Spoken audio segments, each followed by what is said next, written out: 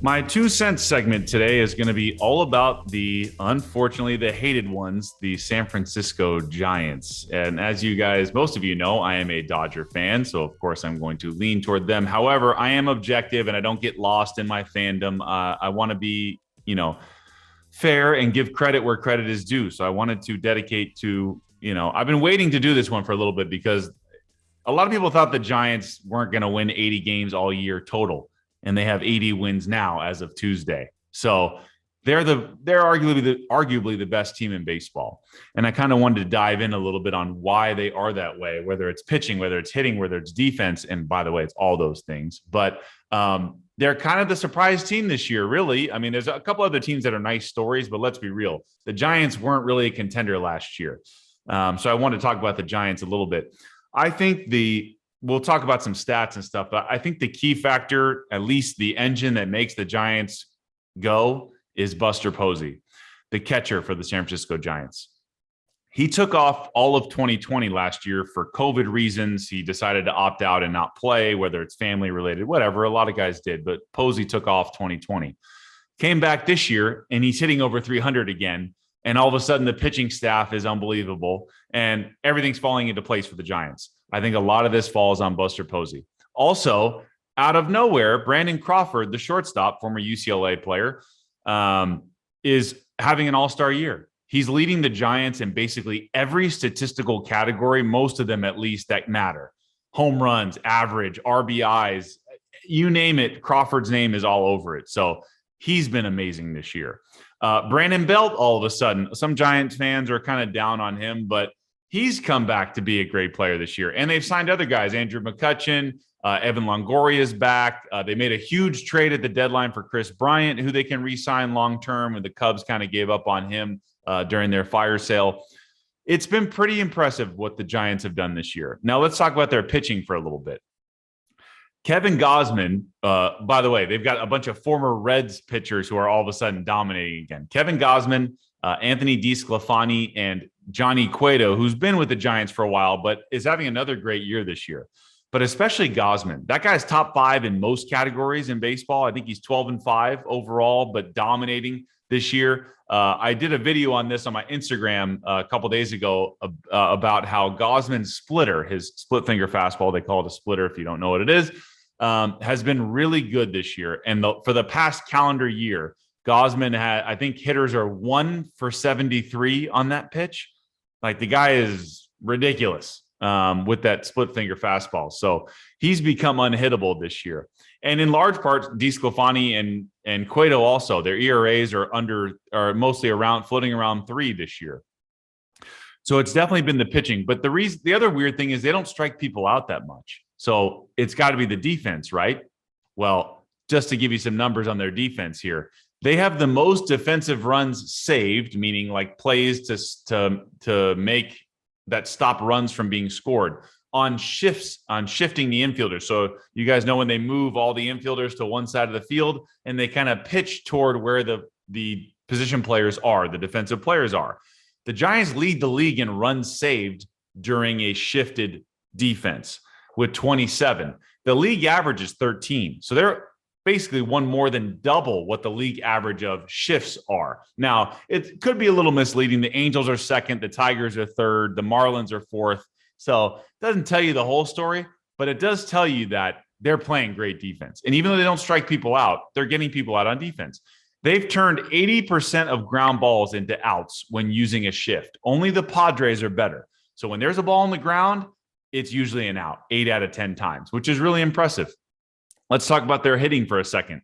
Somehow, AT&T Park, where the Giants play, has become a home run hitting ballpark. The Giants, as of Tuesday, lead the league in home runs hit. It did not used to play that way. I don't know if it's the balls are different or the way guys are approaching, obviously, is different. We've talked about, home runs and juiced baseballs or juiced baseball players. Who knows if that's still happening? But there's something weird going on with the amount of home runs that are being hit there. But regardless, as of Tuesday, they are leading the league in home runs, American League and National League, all of baseball. Very, very impressive. So you get a few years ago, you get Farhan Zaidi, who was the former GM or baseball ops guy for the Dodgers. The Dodgers let him walk. Andrew Friedman said, go ahead. And he goes to the Giants.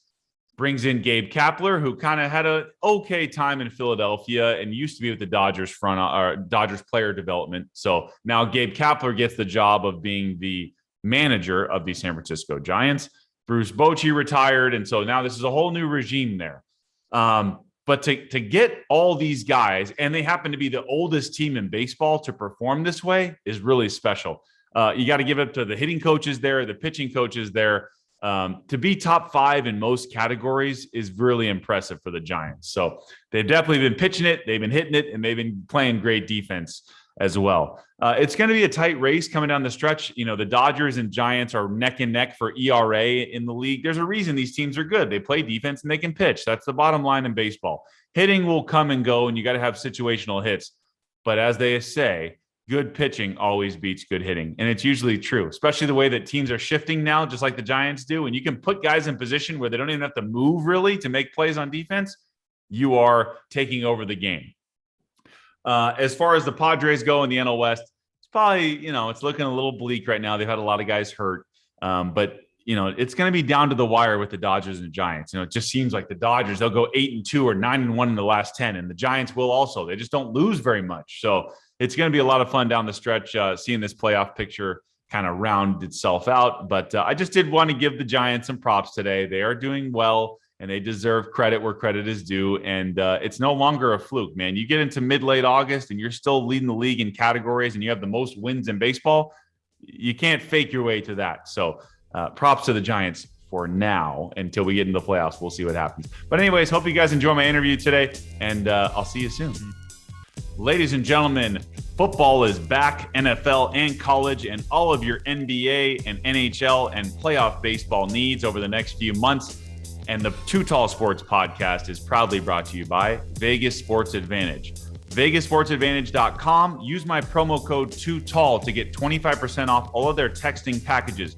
So what that means is they are going to text you right before a slate of games will start. Let's say for football Sunday, the games usually start, the first round starts at 10 a.m. They'll text you at about 9:50, 9:55. You got to be ready on your computer or on your app, wherever you bet your games, whichever sports book or sporting bets website you use your own. This is just a service that's going to text you their top picks based on the algorithm that they have set up. They wait till all the big sharp money comes in, and then they give you their best bet or two right before the games start at different times of the day. So they do text you the picks. You take care of them on your own and bet however much you want. They usually recommend 1 or 2 units of your normal, $50, $100, whatever you like to bet.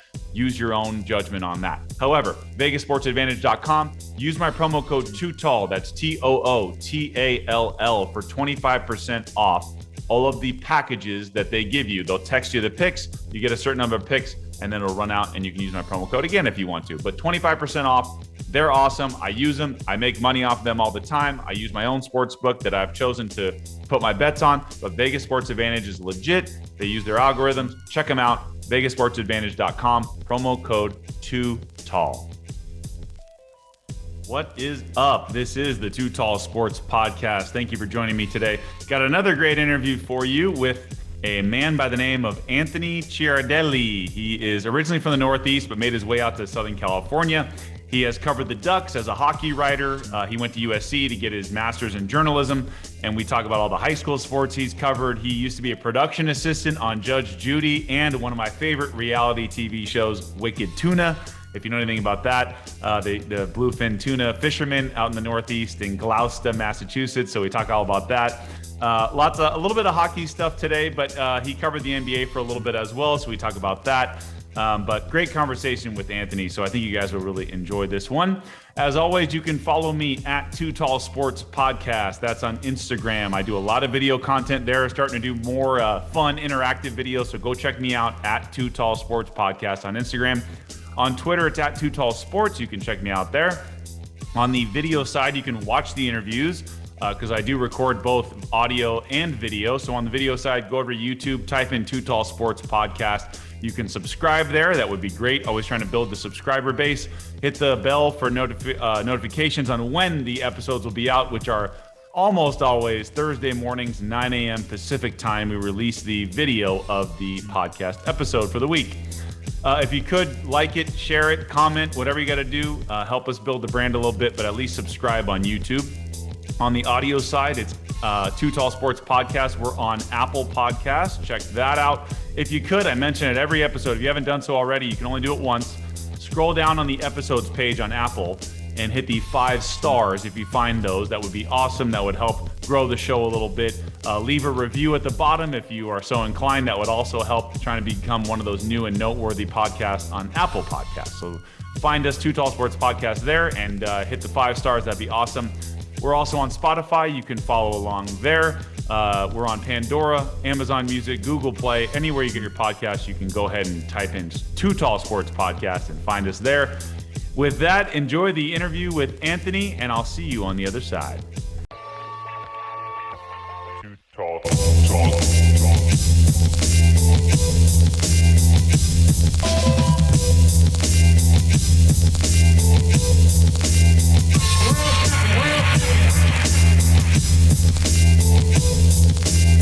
Going crazy. Too tall. All right, welcome back to the Too Tall Sports Podcast. My next guest is a freelance sports journalist. He has covered SoCal hockey, primarily for the Anaheim Ducks and USC hockey. He has also covered many high school sports in Orange County. He's originally from the Northeast and then got smart and came out to Southern California to eventually get his master's at USC. He's been a production assistant on some really cool reality TV shows, which we will dive into. And he's also got his own hockey podcast called the Lost Teams Podcast. He is Anthony Ciardelli. What's up, man? Thanks for being on the show. Thanks for having me. I'm excited. This is going to be a fun experience. I was really, I was excited when someone reached out and wanted to talk to me. Usually it's me reaching out to people. So this is going to be great. 100%, man. Glad to have you. I know how it goes being a podcast host, so I totally get that. And you're now a SoCal guy. So it's nice to have somebody that's in the area that also knows, kind of has the pulse on sports. So that's cool too. Yeah, it's a great spot for sports of all kinds. Happy to be here. Definitely. I should also mention that Anthony played Division III baseball at Occidental College outside of LA. So he's got quite the journey and resume of a lot of things in your young life so far. Yeah. Baseball is one of the sports that I love, and playing at Occidental was a really fun for the most part opportunity, but we'll get into that later. We will get into that. Yes. I want to get a little bit of background before we get there. So like I mentioned, you're originally from the Northeast. So the Vermont and New Hampshire area. You originally played hockey as well when you were younger. So tell us about those younger years and kind of how you ultimately chose baseball instead of hockey. Yeah, I had a pretty idyllic childhood. First few 12 years of my life or so was spent living in Sharon, Vermont, right across the river, kind of from Hanover, New Hampshire, where Dartmouth was. And we had a pond behind my house that froze in the winter. So learned to skate on the pond, kind of like you hear young hockey players kind of have that opportunity. So did that, played baseball in the summer and did a little soccer. Once high school came along, it was just varsity baseball and varsity hockey. Which, I mean, playing hockey in that part of the country in Hanover specifically was really an amazing opportunity. Had a great high school coach for hockey, and that was really the sport that I enjoyed more. I was better at baseball. Sure. So then I did 1 year of boarding school in the Northeast. It's kind of a popular thing called the post-grad year. So after high school, like a prep school. Exactly. Yeah. Yeah. I spent 1 year at a prep school. I looking to maybe get into more competitive schools for sports, like maybe get recruited for D1, but had a bad season in hockey. Turned out I was not as good as I thought I was. Baseball turned out I played pretty well, but didn't end up getting recruited by anyone, and decided eventually that it would be, but the choice was either choose where I wanted to go and maybe play baseball, or go somewhere where I knew I could maybe walk onto a hockey team, like a not as competitive Division III team somewhere, but that would really determine where I went to school. And I just wanted to go where I wanted to go. So the opportunity came around to play baseball at Occidental College in LA. And I was like, love Southern California. That's really where I wanted to go to school. So that is why I ended up playing baseball and not hockey. It's a tough transition. Maybe it's not that tough, but for you to leave the East Coast and come out here, what did you think when you got out here for the first time? Well, the first time I'd been out Southern California was 15 or 16 years old, and I was on vacation with my family. Went to stay in San Diego at the Hotel Del Coronado, which is like an awesome spot. I mean, I was blown away as soon as I got there. 15-year-old me met a couple cute girls in the hot tub and was like, this is awesome. I love this place. And that was pretty much, I mean, the experience I had just visiting San Diego that one time opened me up to want to come to Southern California, spend more time here. And I mentioned when we were talking I still am a huge fan of the band Blink-182. So at the time, I'd never been to Southern California. I loved Blink-182's music and that kind of skate, punk, surf, pop punk scene. And so when I came and visited, it was like exactly what I imagined. So I kind of credit the band Blink-182 to getting me interested in Southern California, and then my first vacation there. And so the transition from the Northeast to California was actually smoother than you would think. That 1 year I did of boarding school, I got used to staying away from home, but at a distance where I could drive home if I wanted to. Right. So that kind of got rid of the homesickness aspect to it. As soon as my dad dropped me off at college and walked out the door and went back to the airport, I was like kind of ready to be like, oh, I don't know if I'm going to be sad. And he left and I was like, I feel good. Let's go explore Los Angeles. Sure. No, you definitely made the right choice. And obviously you did because you stayed out here. So makes sense. As far as your career at Occidental, so, you know, from what we talked a little bit pre-show, you and the head coach didn't exactly see eye to eye at Occidental. So what happened with that whole experience during your career there, and what ended up happening to him after the fact? Yeah. I played baseball 2 years at Occidental, freshman and sophomore year. And at that point, we had a coach. His name was Elliot Streckman. He was awesome. He was a young guy. One of his first coaching jobs, he played, I think, in the Giants organization.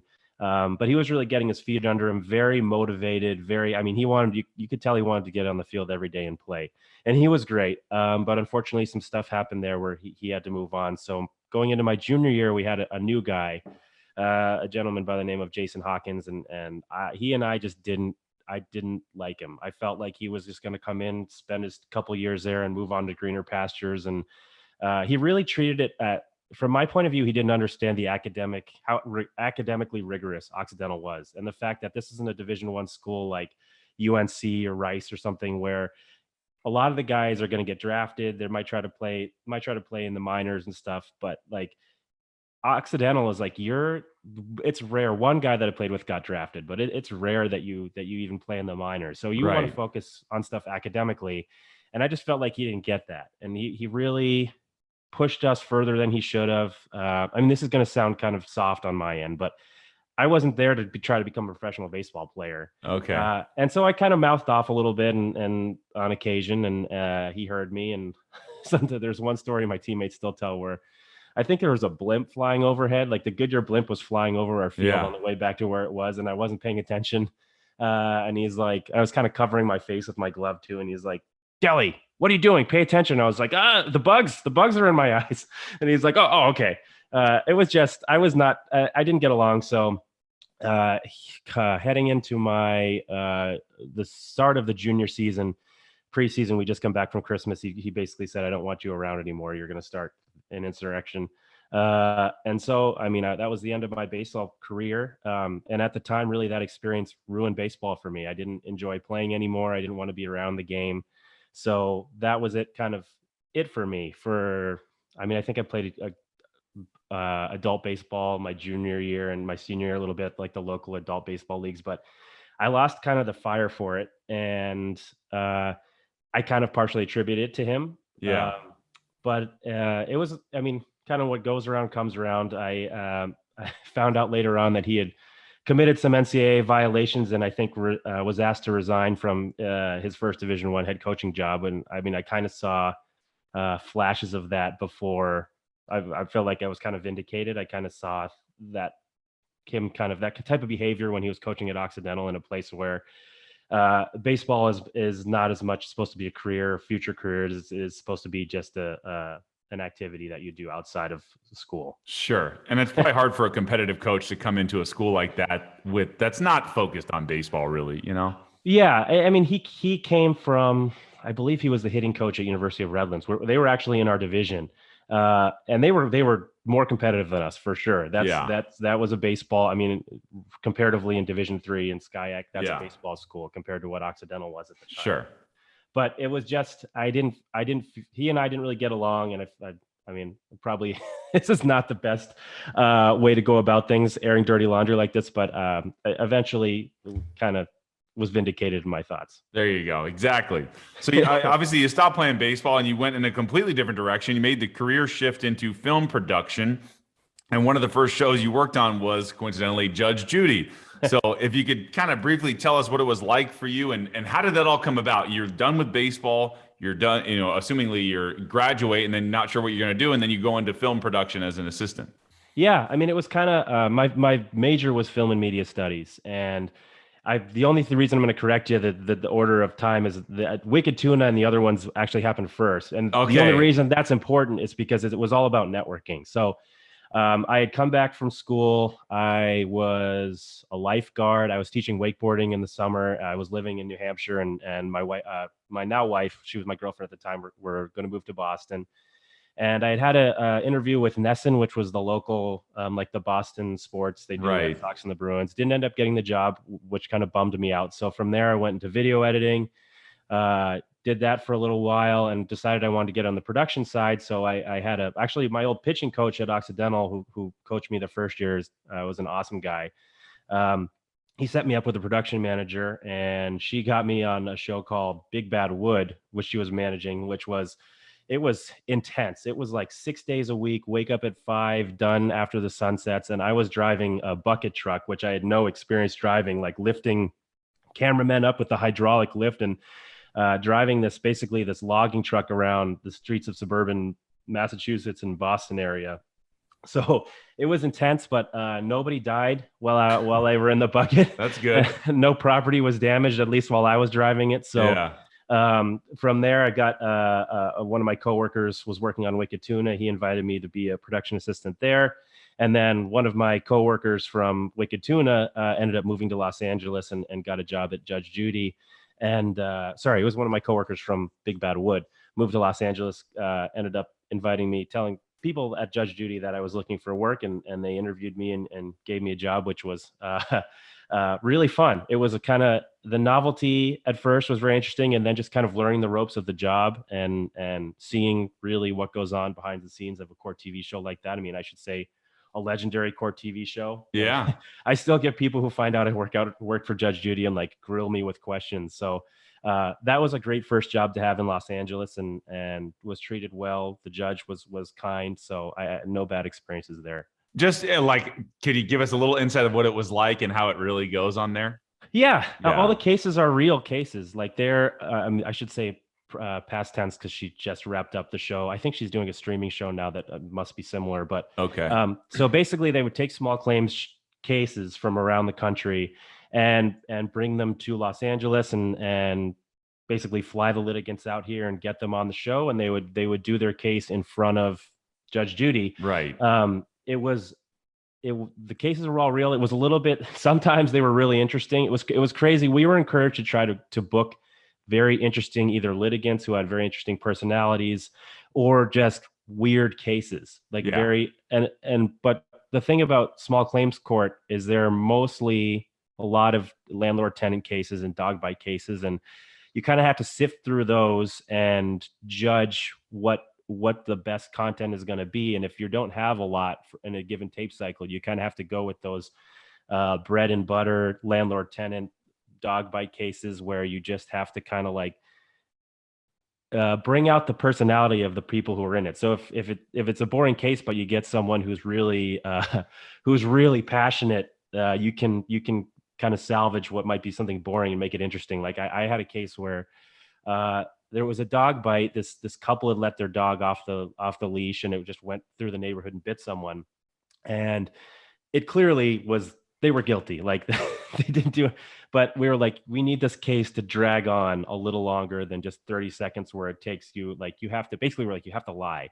Oh, wow. So the witness was like, okay, the witness was, the defendant was this girl who owned the dog, and the witness was her boyfriend. And so we're like, you just have to tell her, we just have to tell the judge as a witness that you were at home watching TV, and that the dog was in the backyard and you saw the dog the whole time. And he's like, oh, okay, I can do this. And when you do this, I felt kind of guilty. Like you're basically telling a guy to make himself look like an idiot on national television. Right.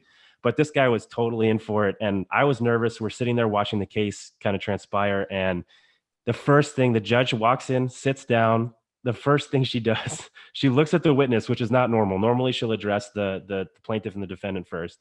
She looks at the witness and just goes, I don't like you. I don't like your face. Like something about you. I don't like you. And I was like, oh no, this is going to be a disaster. But it ended up being pretty funny because she got under the witness's skin so much that when it came time for him to say that he was watching the TV, she tried to get him. She was like, what show were you watching? And he was like, I was watching this show. I was watching your stupid show. And I was like, oh, damn. Oh my God. Can't talk to Judge Judy like that. Yeah, he went right after her. And obviously his girlfriend lost the case, but wow. It ended up being good TV. And there's just one example of kind of a crazy experience you have on the show. But for sure, it was a very fun time.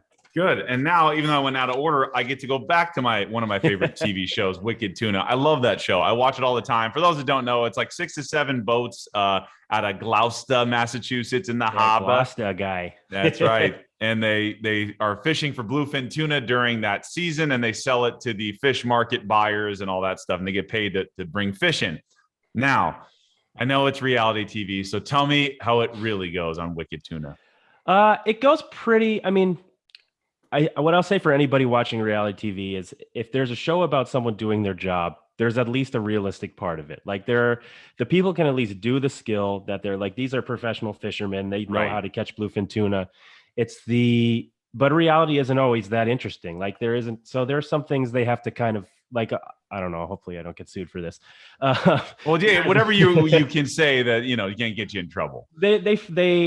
They fudge some stuff like the order where fish are caught just to make it look like it's more competitive and but for the most part it's pretty accurate. I mean it's as realistic I think as reality TV can get, and I had a great experience there too. Like it's not like it's not like they find some bluefin tuna and throw it in the captivity and like hook it and throw it in the water. Like that doesn't happen. They have to find the fish and they have to have the skill. One example that I think won't get me in trouble is that a lot of times what will happen is sometimes they'll hook like a lemon shark or a basking shark or something. Right. Shark. And the fishermen are so experienced that they know, according to how the shark fights, that it's not a tuna. Like they know that it's not, that this is, all right, they're like, okay. And so instead of cutting the line, they're like, the producers will say like, okay, fight it and let it break off later, or fight it and be like surprised that it's a shark, so that like you can kind of play like, oh man, I need this fish to like feed, to bring home like money for dinner or feed the family or something. So that's kind of where they'll insert a little more drama. But I mean, there's a lot of drama in and of itself. Like I remember. Well, the captains don't get along. No. Well, yeah, they don't really. Some of them do, some of them don't. Some of it's a little more contrived. Right. But who's the one who's the JetBlue pilot? He was very. I don't know if he's even still on the show, but he was very popular the first couple seasons. I don't know. And then they got .com, which is Dave. They got Paul, the crazy one. Yeah, Dave Marciano. They got Marciano, and they got .com. Tuna.com. That might be him. That Tuna.com, I think. Yeah. There's Hot Tuna. They came Tuna. On. They were cool guys. Yeah. I think Dave from Tuna.com is the one I was thinking of. Yeah. He was super cool guy. Was a very good fisherman. I think he went out with line that wasn't strong enough for the fish he caught. So he ended up catching a big fish and had to fight it for like something like 9 hours. Oh, wow. Basically, because you can't just let it take off in the other direction and snap the line. So you have to reel. You have to finesse it. You have to let it kind of run and then tire it out. Dave Carrero, that's the guy. Yes. He was super cool guy, very good fisherman. I think he was a commercial pilot. On the show, they make him seem kind of like a dick. Like he's not the nicest, right? He's very cold. He's very businesslike. He's not fun at all. Maybe. I mean, but in person, in real life, he was down to earth, kind of soft spoken guy, at least in my experience. Yeah. His mates seemed to like him. So he was a good guy. Paul, it's funny that Paul's he's wacky. Yeah, he is. He's entertaining though. He is. Yeah, you got to watch out. I would not enter into any sort of business deal with that guy. No, dude. But he is very entertaining. No, that's awesome. I know I don't want to spend too much time on it, but that's awesome. So that's fun. It's cool you got to work on that show because I watch it, so it's fun to watch. Yeah, it's cool and it's Yeah. great to hear people who are fans of it. I hate to disparage reality TV when I know people Right. like it because it's Yeah. like regardless of it's not like saving the world, but it's also an escape for people, and that's Sure. it's a good thing to have. Yeah, definitely. I want to move on to when you finally did go to USC for your master's. One of your professors in the journalism field was Rob Parker, who people might know from Fox Sports Radio. He used to be on ESPN for a little while. He's been on TV a lot. He's got a radio show now with Chris Broussard called The Odd Couple. So he's still very much in the sports media world. You got to have him as a professor. So if you could just tell us what it was like with him and maybe what maybe we don't see on TV. Well, he's a genuinely very good, down to earth guy. Is honest. I mean, people.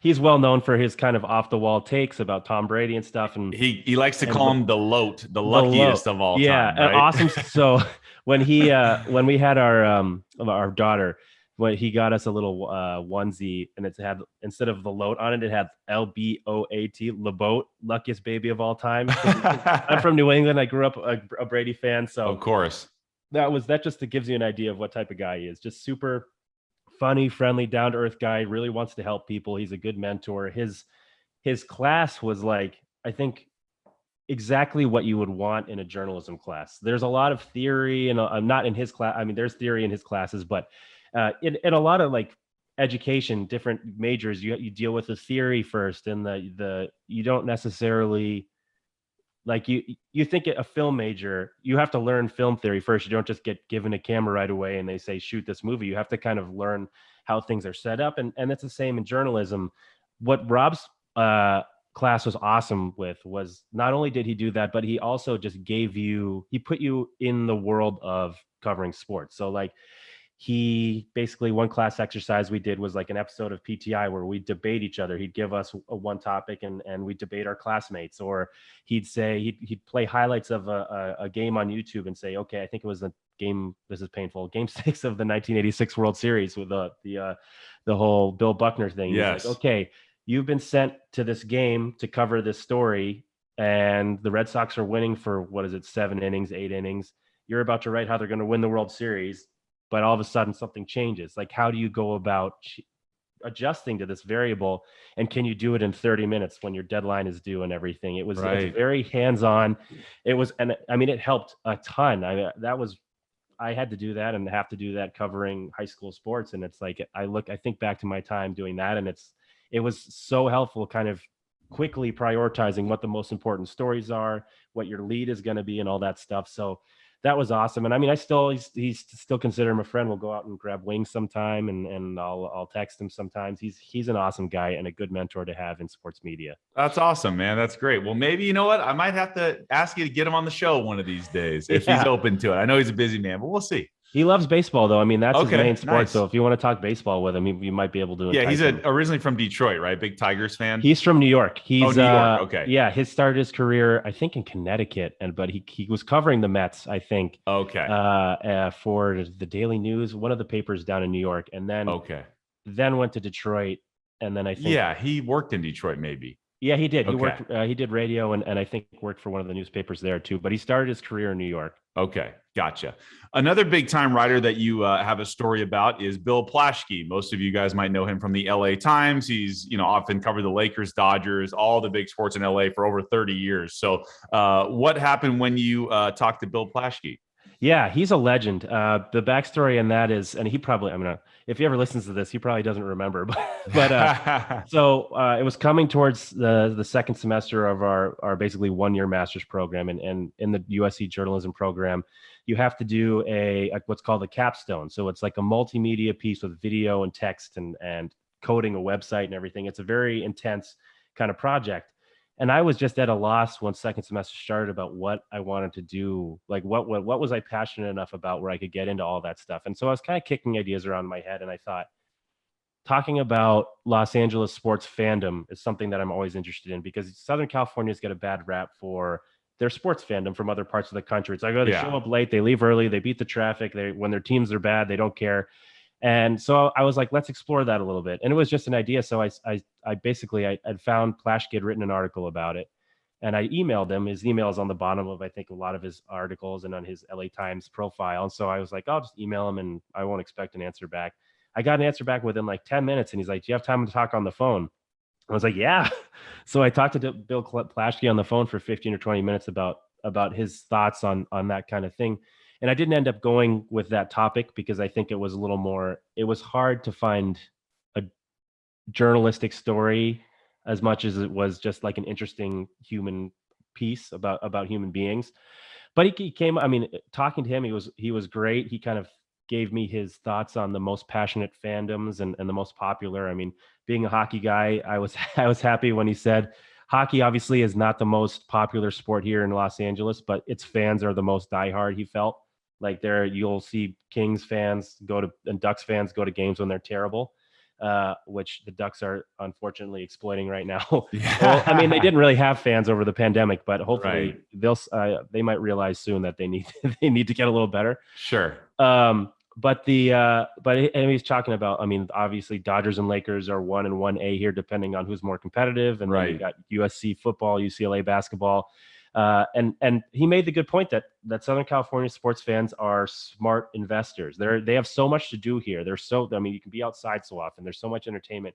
They're not going to pay for a bad product. It's like they can watch it at home. They're not going to go for the in-game experience if the actual product. For sure. I tell people this all the time. Like, if you're not good, we'll just ignore you out here. Yeah. Like, you have to earn our time. Yeah, it's 100% true. And I think that, I mean, places where I grew up in New England, where everyone's a Boston sports fan, it's like there isn't that much to do in Boston, especially in the winter where it's dark all day. You're just sitting there. You're like, oh man, I can't wait till the Celtics or the Bruins are on TV, or like this Patriots game this Sunday. I'm going to go and have a dinner with my friends, like a potluck, and we'll watch the Patriots on TV, and that'll be it. That's what you look forward to the whole week. But in Southern California, it's like, oh, let's go to the beach. We'll go watch a movie. We'll go see, we'll go hike at all times of the year. Yeah. So it's not, I'm not the first one to make that point. But no, I think that's how it is. It's great. For sure. I wanted to move on to, now that when you were at USC, you got to cover the hockey team there, which, by the way, full disclosure, I didn't even know they had a hockey team, right? It's not advertised. Hockey's not a thing, at least for me out here. So what was it like when you got to cover them? I think you got to do play-by-play for them, but for you being a hockey guy from the Northeast, what was it like for you to cover USC hockey? It was really fun. I had actually had a little bit of experience early on with them when I actually thought about, I applied to USC at a prep school, didn't get in. Thought trying to maybe transfer when I was at Occidental because when I was done playing baseball, I was like, maybe USC would be a better school for me. Talked to the club hockey coach. A couple of my high school teammates were actually out here playing for the club hockey team. They're competitive. They had fans and stuff. And so when I went to do my master's 7 years later, I was like, you know what? At first I was debating whether I wanted to play on the team or cover the team. And I went to one tryout and I just was like, I'm not in hockey shape anymore. I haven't played Czech hockey, like checking hockey physical in 12 years. I was like, it's a 1-year program. I really just want to cover it. Like I've always been about the sports and not studying. I was like, I'm here to study, to get an education. So why don't I cover them instead of playing for the team? And so that's what I did. I wrote features about them. I did some videos on them. I did play-by-play on their radio and streaming, which was unreal. Like, I've always kind of toyed about if I want to do play-by-play or color commentary. And hockey is one of the harder sports to do that in. And I jumped right in doing it. And I had played, so I knew the flow of the game. I was able to kind of see where things were going. Yeah. But it's hard, man. I mean, hockey moves quick, man. The puck moves fast. Yeah, you have to, and the best ones are like Doc Emmerich, who just retired, and Gary Thorne. They are all so good at the subtlety of it. Like, they can use different verbs to describe things. The thing that I love that Doc Emmerich will do is, or used to do before he retired, was when someone took a shot from the blue line and they hit the post, he'd be like, "Fires hit the post with the shot." Like, it sounds like the guy from like Chris Farley from the Bears skit. It was awesome. Or Gary Thorne with his kind of trademark calls at the end of Stanley Cup games. It got me really into it, and I did it for 2 years and loved it. But it wasn't really a career path for me. Like, It's very rare. I don't know of any play-by-play guys who just started and then a year later stepped in to cover like the Kings or Well, the I was going Ontario to Reign. mention, speaking of the Kings, I mean, LA's had some huge broadcasters over the years. Obviously, Chick Hearn, Vince Scully, those are the two big ones. But Bob Miller for the Kings is one of the best of all time as well. Yeah, Bob Miller. I mean, especially hearing him call the early rounds on the way to their first Stanley Cup wins in the 2012 and 14. I mean, it was incredible. He's been doing it forever. He's in the original Mighty Ducks movies. I I mean, was going to before, bring that up too. yeah, Since you covered the Ducks, man, I love the Mighty Ducks movies and Bob Miller, but no, I don't know if people know that he's the announcer in the movie. So, yeah, and it's kind yeah, of you think about classic sports movies and going back in history like Major League and stuff. You've got Bob Uecker doing that one. right. They find the best one of the iconic names in the industry and they have them call the game even if Yeah. that's not the team they covered or if it's a fantasy team like we're talking about with the Mighty Ducks. So it was even kind of cooler to have him being a film guy also like enshrined in this like sports movie kind of Yes. hall of fame as he's going to be there forever. You can watch the Mighty Ducks. You can always listen to Bob Miller call a Pee Wee hockey game. For sure. No, that's awesome. So on the hockey front, you got the opportunity to write some articles for the Hockey Writers, which is a publication you used to do some work for. One article in particular that you wrote was picked up by the LA Times and was about the Anaheim Ducks and this song that plays every time they score a goal. And it's by a local band in Orange County called Pennywise. Some people might remember that. Called Bro Hymn is the song. And Pennywise is an Orange County band. So what's the significance of the Ducks using that song for all these years? Oh man. I mean, the whole story behind that article and everything was I just love telling it because it's like the differentiating between the Hockey Writers and that's kind of a blog where as long as you're accurate or they like your idea, they'll publish you. Sure.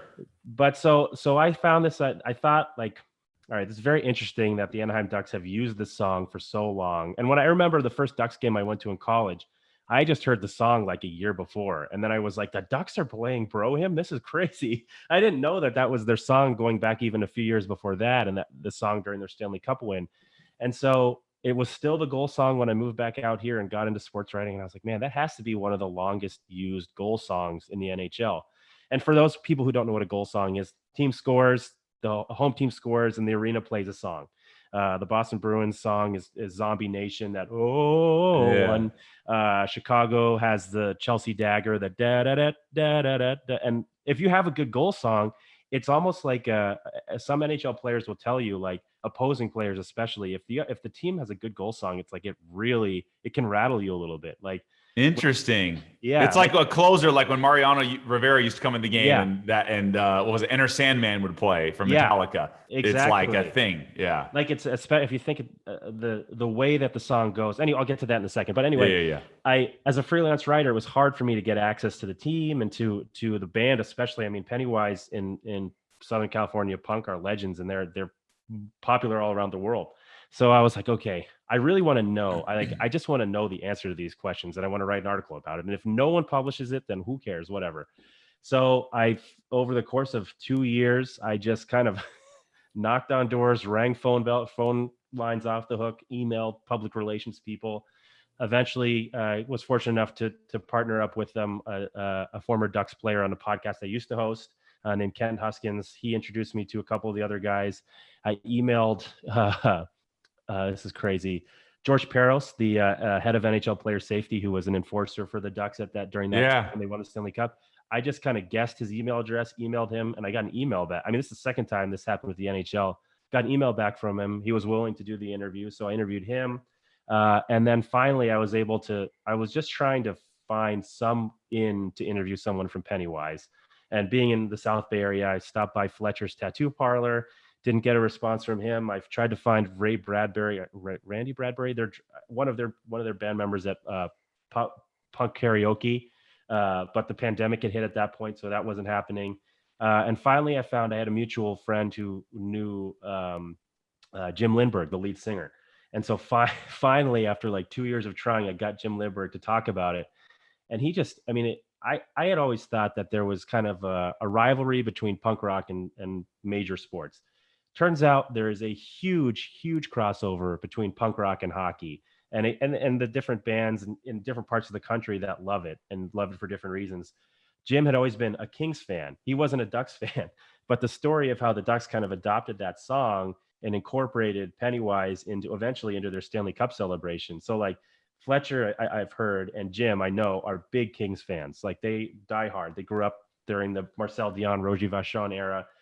And so the Ducks, if anybody who's not a huge hockey fan, Ducks and Kings are huge rivals here. It's like the Red Sox, Yankees in baseball. They hate each other. Yeah. And so having a band whose members are diehard fans of the opposing team come and play, first of all, have their song as your goal song, and then come and play the Stanley Cup celebration is super unique. So wrote that whole story. Eventually, I pitched it to everywhere. Eventually went through an editor who I worked with for high school sports who brought it up the chain, and it eventually was published on the LA Times sports website, which up to this point is like a career highlight for me. So that's awesome. So thank you. Super proud of that one, and might be working on a project related to that will take quite a while.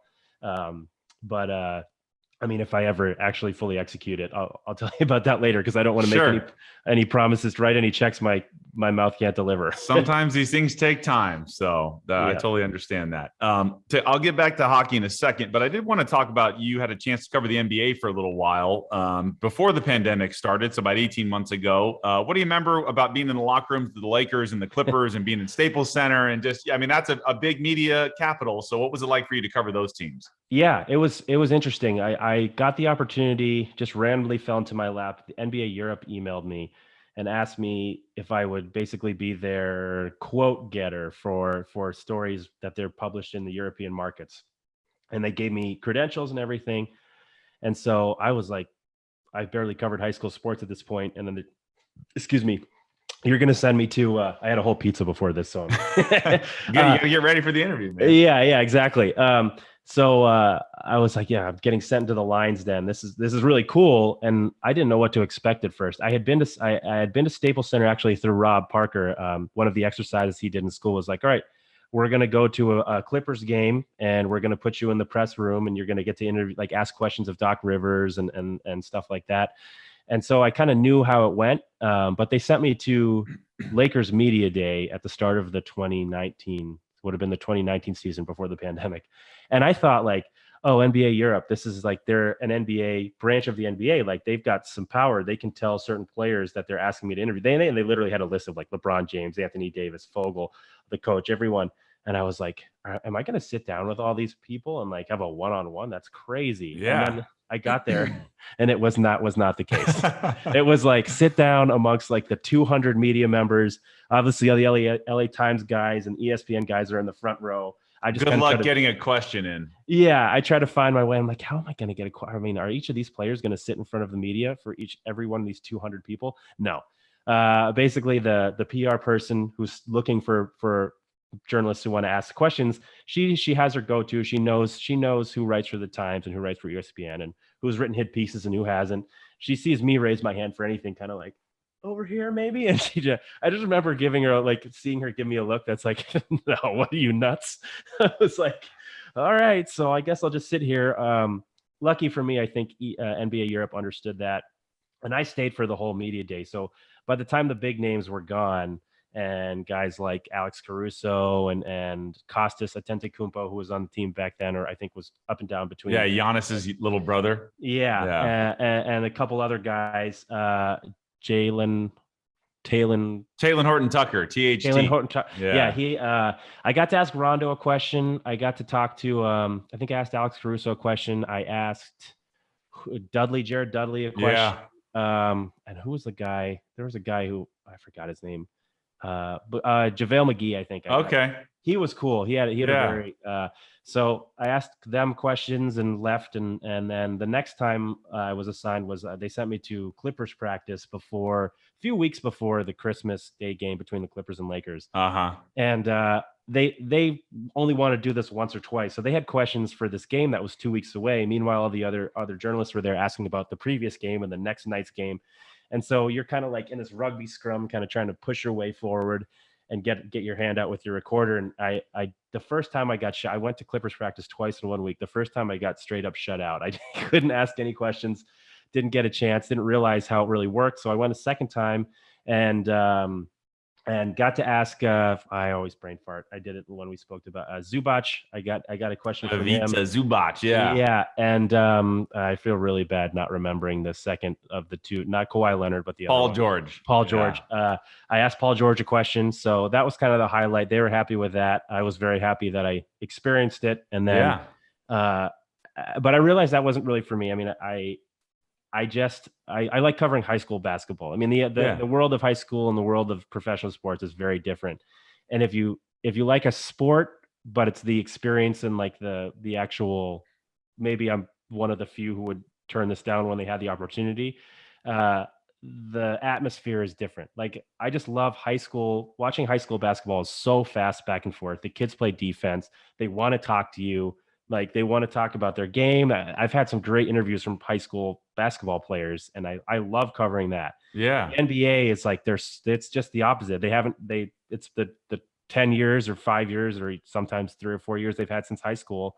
They've just been bombarded by media, and they don't, a lot of the time they don't want to talk to you, or they just are like, okay, let's give the pre-packaged answers. So I decided that the NBA, covering the NBA was not for me. Either I wasn't ready yet, or I wasn't necessarily willing to put up with the all-out physical contact sport that covering the NBA itself is. Right. Yeah. Obviously, the big names get all the questions. And I think we talked off air about this. Like, Jim Hill is a legendary sports broadcaster for CBS. Mm-hmm. He always gets the first question in the media room. And then you got ESPN, then you got Fox, and you got all these other people, NBA TV. So, yeah, I totally agree with you. I did want to ask you about high school sports, because you do cover that in Orange County. And I think off air, you told me that beach volleyball is one of your favorite things, or indoor volleyball, either one, to cover. So what's it been like covering high school sports in Orange County? It's awesome. I mean, where I grew up in New Hampshire, you've got a few sports that are popular. You got hockey, soccer's all right. Football's not great. Basketball's not great, at least where I work. Here, every sport, there are so many high schools, there are so many sports.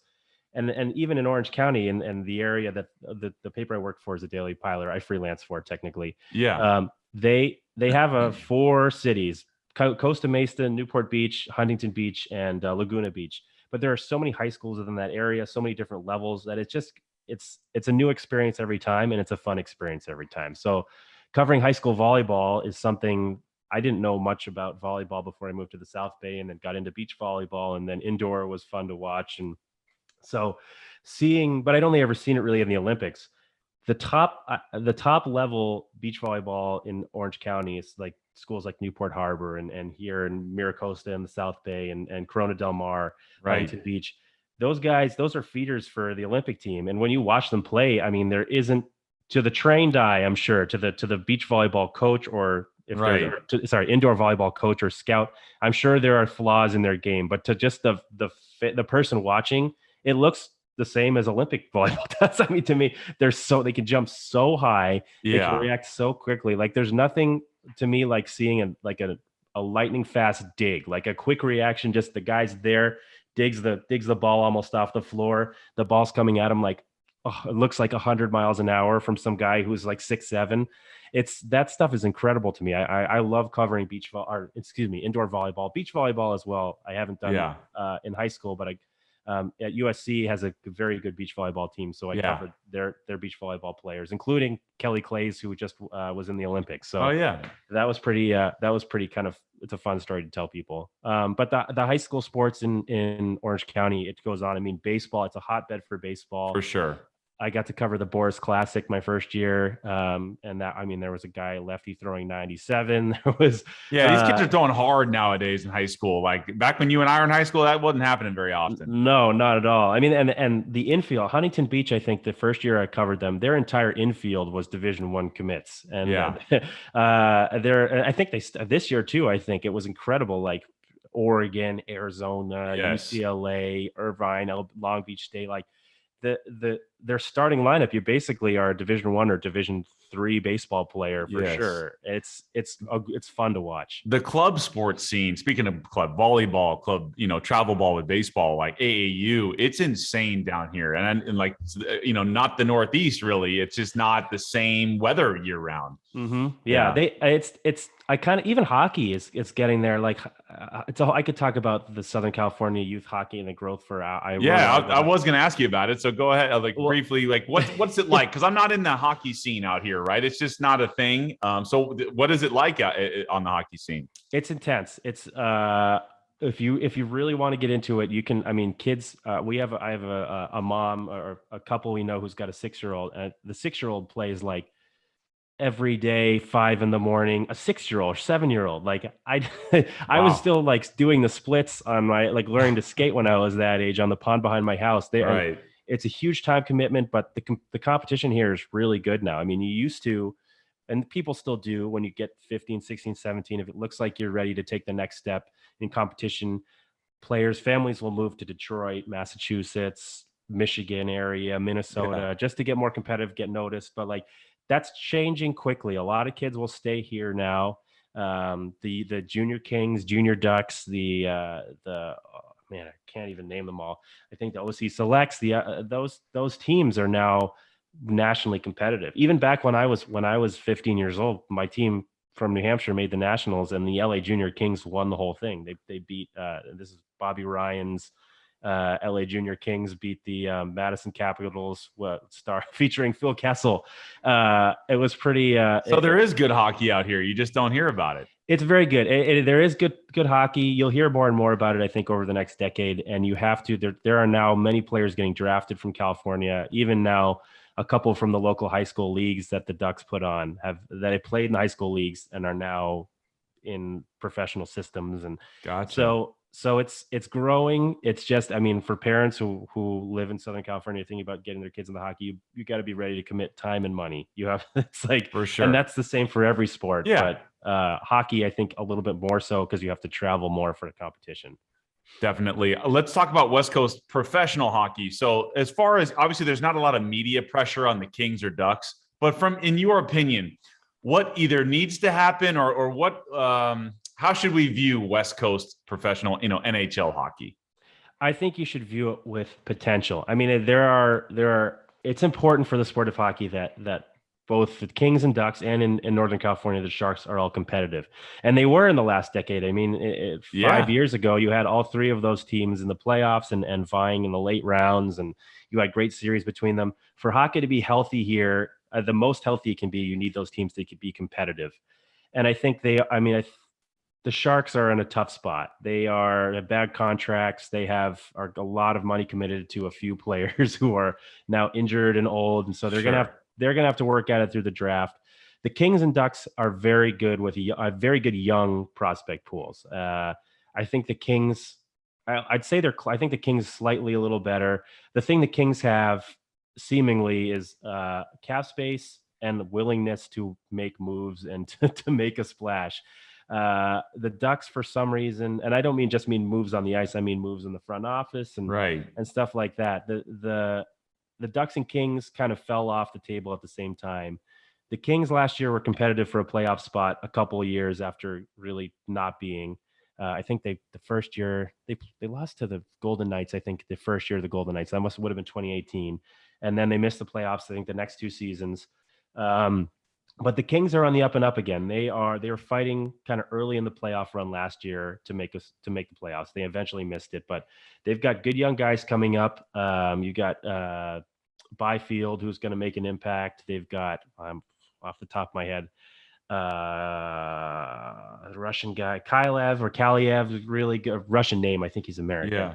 Yeah. Just a lot of young players who are going to make an impact, and I think they're, being the Kings, I think they're a little more desperate to be competitive. The Ducks, on the other hand, I don't know what they're doing. They've drafted really, really well. They've got a lot of, I mean, all the experts say they've got a great young prospect pool, but they will not make, free agency moves. They've done almost nothing in the offseason. I think their beat writer for The Athletic had a quote. he described like their signings, and then just in one paragraph just wrote like, "Yeah, baby," but like you could tell just like the flat, most sarcastic. It was just dripping with sarcasm. Oh, for sure. Eric Stevens, because they just haven't done anything. They've signed like AHL level players. They've done their restricted free agents, a few of them, but they just have no offense. They have their defenses. I think they've fallen in love. At least the fan base has fallen in love with players that would not necessarily be that competitive on a good team. And so I just think that they have to make a move either in the front office or behind the bench. In hockey and in most sports, you kind of don't get rid of a GM and not get rid of a coach because the GM wants to pick his coach. Regime. Yeah. So I can see why they've tried to remain consistent. They've tried to give Bob Murray, the GM, a chance, and Dallas Eakins, because you see other teams like the Oilers and Edmonton that switch coaches and fire people. The Sabres is another example. They don't have any continuity, which worked to the Ducks' advantage for a while because Bob Murray was the assistant GM and then the GM, and he's been there for more than a decade. Right. And now it's starting to look like he just it's hard to tell what his plan is. Like if you're a fan of a team, you want to see at least a plan or be able to understand what they're executing. And it's hard to figure out what Bob Murray is doing. And the fan base, at least on social media, is out for blood. They are not happy. And I don't see the Samuelis, the owner of the Ducks. They seem very hands off, but at some point, if you own a business, if the business isn't going well, you got to do something. Like you might have people running it, but like, if they're not running it well, you got to step in and be like, hey, we got to change it up here. And it doesn't feel like the Samuelis are doing that. Gotcha. That makes a lot of sense. Real quick, wasn't going to bring this up, but now that we're talking about West Coast hockey, you on your podcast, which we'll mention in a second, the Lost Teams podcast, you had somebody that works in I believe the marketing department with the Seattle Kraken recently. So what are your thoughts on the Kraken becoming the newest expansion team in the NHL? I think the potential is there. Obviously they sold, she mentioned in the article or in the interview, they sold out their season tickets in like, I think 15 minutes. Might even been less. Insane. It was really quick. Allison, I forget what her last name is. I'll have to look that up. But I think it's a hockey town. If you listen to my podcast, it's called the Lost Teams podcast. It's about it's franchises in professional sports that no longer exist, but changed the landscape of whatever sport they are in. Seattle had a professional hockey team in the late 1910s, like right around the outbreak of World War I. They won the Stanley Cup. They were the first American team to win the Stanley Cup. And Seattle has had junior teams, still has junior teams. I think they've had an AHL team, maybe not, but the major junior teams. They have a pretty thriving hockey world in Seattle before the Kraken. And I think Seattle sports fans, it seems like, are ready to embrace the Kraken. They're ready to get an NBA team back also. Like the Sonics are gone too. And, speaking of hockey, they're not, Seattle's not that far from Vancouver. It's definitely a hockey town. Yeah, absolutely. So I think they obviously want their Sonics back, whether they're called the Sonics or something else. Right. But the actual team, now that we know who's on the team, speaking of not having a plan, I wonder what Ron Francis is eventually his goal is, because he had the opportunity. There were a lot of big name players out on the market for various reasons. The expansion market, whether it was Vladimir Tarasenko, who's coming back from an injury, or Carey Price, who's a little older, has a long, expensive contract, but is an incredible goaltender. Guys that would make them, at least in the short term, very competitive. And they didn't take them. And they took Jamie Alexiak is a good pick, the defenseman. Or did he go somewhere else? I'm trying to. Vince Dunn is another guy. So they've got some guys that are good, but for the most part, they picked fringe AHL, NHL players. Right. And so I have trouble seeing them being competitive this year unless they do something crazy before the season starts. So Alexiak was taken by the Kraken. He's going to be one of their better players, but it just feels like the Kraken aren't going to be competitive this season on paper with the roster they have. Now, people said that about the Golden Knights. Right. I was just going to mention, they kind of put it together. They did. But the difference in retrospect between the Golden Knights and what the Kraken did, the Golden Knights are really able to, I think, take advantage of the fact that this type of expansion draft hadn't been done in a long time, and the rules were a little more loose with them. And so you saw all these trades kind of coming up to the expansion draft, and the Golden Knights leveraging their cap space that they had and trying to basically say like, hey, team, Columbus, or hey, Anaheim is a good example. You trade us. Yeah, well, like you trade us Shea Theodore, and we won't take Josh Manson off your hands because you can't protect both of them. And so they amassed this like very competitive, sneakily competitive roster and assets, and so they could make themselves competitive not just in the short run but the long run. And they got lucky, obviously, with William Karlsson being a better, way better, and continuing to be better than what everyone thought he was going to be, being traded by the Ducks and traded then by the Columbus Blue Jackets. So they hit on a couple lottery tickets, but I don't see any lottery tickets in the pockets of the Seattle Kraken. And maybe I'm wrong, but we'll have to find out when the season starts. Let's get to your podcast. So it's called, obviously, the Lost Teams Podcast, but where can everybody find it and follow you on social media and all that stuff? Yeah, you can find me on Twitter at Delli Tweets. That's DELLITWEETS, and on Instagram sometimes at the Media Delli, which it's like my journalism one. It's mostly just highlights of the podcast. The podcast is called the Lost Teams Podcast. It's like I said, explores teams that have been lost to history in professional sports. And we cover everything from, one of my favorite interviews was with a girl named Shannon Mitchum-Lovelady, who played for the Colorado Silver Bullets, a women's professional baseball team that barnstormed the country. She had some amazing stories.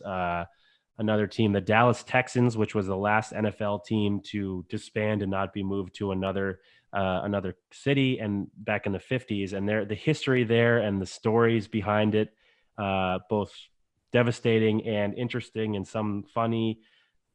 You just kind of see how professional sports is the way and why it is the way it is today, and different. Like my favorite one that I'll just talk about quickly was the very first episode we did. We talked about the Los Angeles Blaze, which were the first professional hockey team in Southern California. They were a minor league team, but it was right before the NHL was going to expand to LA. And so this minor league team wanted to basically become a major league team and be in the NHL. So they made an agreement with the only hockey arena around here that could house professional hockey where they played, saying, hey, you can't have any other professional teams here. And that was in an attempt to cut off the other bidders. So like Jack Kent Cooke, who owned the Lakers. Yeah. And so basically what happened was Jack Kent Cooke was like, hey, I can't play at this arena. I'm going to build my own arena. And at first people were like, I don't believe you. And then he built the Forum, and the NHL was like, okay, yeah, you can have, we'll grant you the expansion franchise. And that's how the Kings came into being. And not only the Kings, that's why the Forum exists. Like he built it for the Kings, and the Forum became this iconic sports arena that was the backdrop to the Lakers dynasties of the 70s and 80s. And it's just such an interesting kind of ripple in history that created this almost culture in Los Angeles of the Lakers. I had no idea about that, actually. It's mind blowing. Like it's just, and to see where hockey is today in terms of it's still not a huge, this is one of my other favorite things about the podcast, being a hockey guy. Hockey, obviously, in the grand scheme of the major sports, is still not huge in the United States, although ESPN picking it up again is going to help. But a lot of the NBA was almost birthed from the NHL. The NHL was looking, in a lot of instances, NHL owners with NHL arenas were looking to have another sport. So teams like the Toronto Maple Leafs ended up having the Toronto Huskies, which was an early NBA team, or trying to think of some other ones. You'll have to look it up, but there are a lot of NBA teams that exist because an owner of an NHL arena wanted something else to be in the arena. Sure. So that type of stuff is just very interesting to me and my co-host Andrew Lennox. And so that's kind of what we try to get at, the greater significance of these lost professional sports teams. That's very interesting. Cool to go down kind of memory lane in the history of sports there. That's really cool. Any last words for us before you go? Just thanks for having me on. I mean, This is really fun. Like we talked about before, I don't get to talk about myself very often, so I feel like I'm really indulging some therapy here. But it was, I had a good time. Thank you very much, Brent, for having me on. And I'd love to do it again. We'll have to have you on the Lost Teams podcast sometime, whether it be about either a minor league team that you played on, if one of them doesn't exist anymore, or if you want to have some time and you want to, there's a team that used to exist that you're very interested in and research it and come talk to us about it, we'd love to have you on. That'd be a lot of fun, man. There's a lot of minor league contraction going on, so I'm sure some of the teams I played for are gone now, but we can debate whether for good reason or not. But I appreciate it, Anthony. Thanks again, and you can follow him at Deli Tweets, and we'll be following your stuff, and good luck with the podcast. We'll talk to you soon. Thank you. Good talking to you.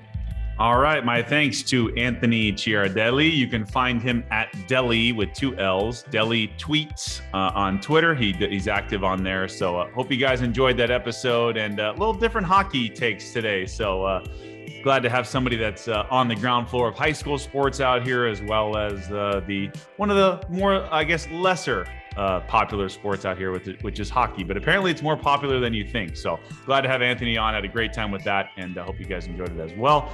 As always, you can follow me at Too Tall Sports Podcast. That's on Instagram. I do a lot of video content there, more interactive, engaging stuff, and a little more funny videos just to show my personality a little bit. So check me out on Instagram at Too Tall Sports Podcast. On Twitter, it's at Too Tall Sports. As I always mention, check out our YouTube channel where I post the video interviews, because we do all these on Zoom. So I post the video interviews that we have for the podcast. Type in Too Tall Sports Podcast. You can find me there. Please subscribe. And drop a comment, drop a like, share it with a friend. That'd be awesome. Hit the bell notification if you want to get notified every time we drop an episode, which is every Thursday morning at 9 a.m. Pacific time. On the audio side, it's going to be on Apple Podcast. If you haven't already, you can only do it once. But if you haven't already, scroll down. It'll take you 2 seconds. You're already on the app when you download the podcast and listen to it. On Apple, scroll down on the episodes page, hit the 5 stars if you believe we're giving you 5-star content. I think we are, but it's up to you, of course. And that would be awesome if you could either drop a review down below, or at least hit the 5-star on the like side. That would be awesome. It would really help us out. If you listen on Spotify, we're there as well. Just type in Too Tall Sports Podcast. We're also on Pandora. We're on Amazon Music. We're on Google Play. Everywhere you get your podcast, we are probably there. Just type in Too Tall Sports Podcast. Also, Vegas Sports Advantage is going to be huge coming up with football. So use my promo code TOOTALL. It's one word, TOOTALL. 25% off your texting package. They text you daily, I guess on the weekend whenever the football games are. If they like the line, they will text you with the betting advice for that particular game. You bet it on your sports book. It's going to be awesome for football season. We've had a lot of basketball and baseball content as far as betting goes. But once football comes back, NFL and college, it's going to be huge, and they're going to have the inside track and the advantage, which is why they're called Vegas Sports Advantage. You'll hear me say that a lot, but use my promo code TOOTALL for 25% off on vegassportsadvantage.com. That's it, and that's all. I will talk to you guys soon, and I'll see you next week for another great episode on the Too Tall Sports Podcast. See you later.